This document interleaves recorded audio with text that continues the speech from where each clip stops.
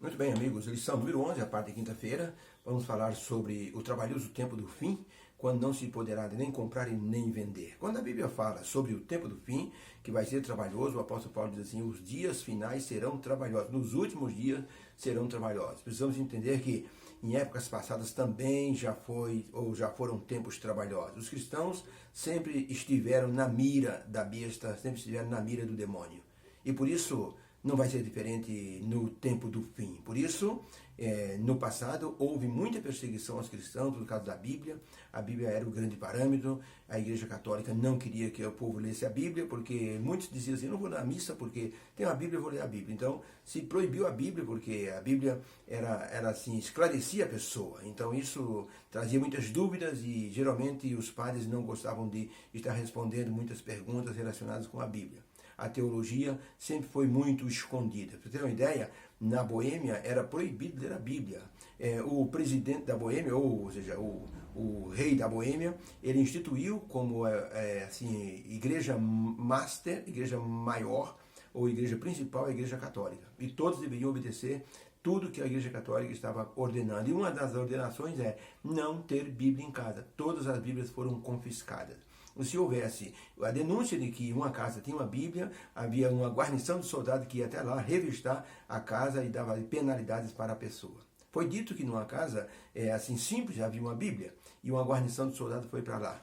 Estava apenas a menina, assim adolescente, estava assim amassando uma massa para fazer um bolo. Quando ela percebeu que a cavalaria estava chegando, ela ficou apavorada, porque a Bíblia estava lá. O que ela fez? Depressa, ela abriu a massa, colocou a Bíblia dentro, fechou, colocou dentro de uma forma grande e colocou a Bíblia no forno quente. A massa com a Bíblia dentro do forno quente.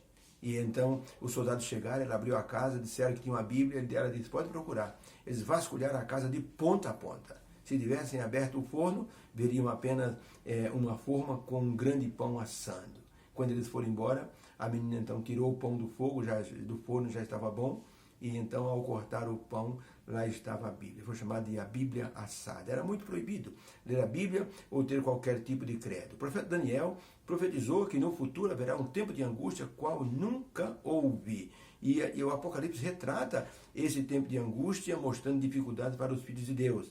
Por isso, é importante que nós pensemos no passado, porque no futuro também vai existir, haverão as mesmas restrições. A pergunta número 6 diz assim, de acordo com o Apocalipse 13, como a perseguição do tempo do fim implicará numa questão financeira, que é o tema da lição do trimestre, administradores fiéis à espera do seu Senhor. E temos visto ao longo do trimestre falando sobre a questão do dízimo, das ofertas, da liberalidade, da ajuda à causa do Senhor. Mas muitas pessoas não fazem nada, não dão um tostão para a causa do Senhor. Não estão comprometidos com a segunda vinda do Senhor Jesus Cristo. Até creem, mas não estão comprometidos. Por isso, a pergunta é, de acordo com a profecia de Apocalipse 13, que fala sobre a besta que subiu do mar, e a perseguição que haverá com a imagem da besta sendo imposta, como isso implicará na questão financeira. Vamos ao texto, Apocalipse 13, 11 a 17. E vi subir da terra outra besta, e tinha 2 chifres semelhantes aos de um cordeiro, mas falava como dragão. E exerce todo o poder da primeira besta, e faz com que a terra e os que nela habitem adorem a primeira besta, cuja chaga mortal foi curada. E foi-lhe concedido que desse espírito à imagem da besta, para que também a imagem da besta falasse, e fizessem que fossem mortos todos os que não adorassem a imagem da besta. E faz com que todos, grandes e pequenos, ricos e pobres, livres e servos, lhe seja posto um sinal na sua mão direita ou na testa, para que ninguém possa comprar ou vender, senão aquele que tiver o sinal, ou o nome da besta, ou o número do seu nome. Então a pergunta é, de acordo com Apocalipse 13, como isso implicará na questão financeira no caso de uma perseguição? Resposta, com um decreto que obriga a adoração à imagem da besta, que é o domingo, a pressão será intensa, proibindo comprar ou vender, e com isso, quem mais tiver dinheiro será muito afetado. Por isso, imagine um fiel seguidor do Senhor Jesus com imensas aplicações financeiras, com patrimônios grandiosos, com comércio em vários países, com milhares de funcionários e uma influência no mercado financeiro. Imagine um cristão adventista com esse tipo de poder financeiro. O que essa pessoa fará? A proibição para negociar sem o sinal da besta vai, assim, colocar uma pressão muito grande na vida dessa pessoa e será um momento de tomar uma decisão a favor de Deus ou contra a fé. A besta não vai admitir dupla adoração. Qual a solução, então?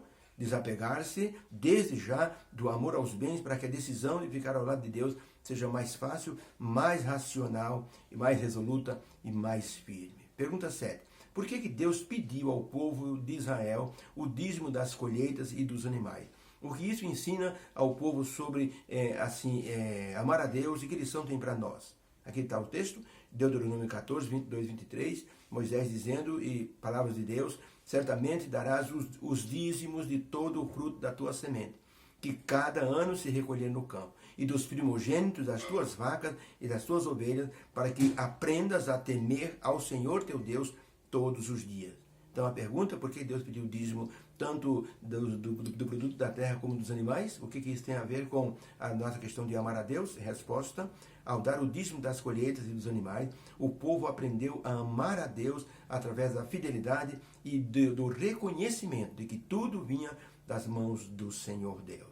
Por isso, a expressão que justifica a devolução dos dízimos está nessa frase, para que aprendam a temer ao Senhor seu Deus todos os dias. O temer a Deus aqui é mencionado como uma questão de respeito, com um símbolo de confiança, pois o dízimo tirava o egoísmo do coração da pessoa e encorajava a pessoa a confiar em Deus como supridor e abençoador maior de todas as coisas. Hoje, se formos fiéis, teremos a mesma experiência de amor para com Deus e quando chegar o tempo de prova, mencionado no Apocalipse 13, teremos facilidade em decidir do lado que devemos ficar, o lado do Senhor Jesus. Por isso, é importante entender que lá no futuro próximo, que já estão armando todo o espetáculo, o palco já está sendo formado para a questão de que o domingo seja colocado como um dia de adoração, é chamada a imagem da besta. E quem não receber essa imagem ou esse sinal na mão direita, significando operação, significando atividade,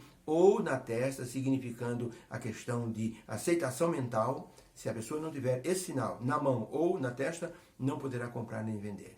Nessa época, quem tiver apegado aos bens vai ter uma dificuldade muito grande de tomar uma decisão. Deus abençoe, possamos tomar a decisão do lado certo. Vamos então para a oração. Deus querido, obrigado pela lição de hoje. Ajuda-nos, Senhor, a entendermos que precisamos desapegar dos bens para tomar decisões simples e direta no tempo de prova. Ajuda-nos com o teu poder, em nome de Jesus. Amém. Beijo no coração. Feliz quinta-feira.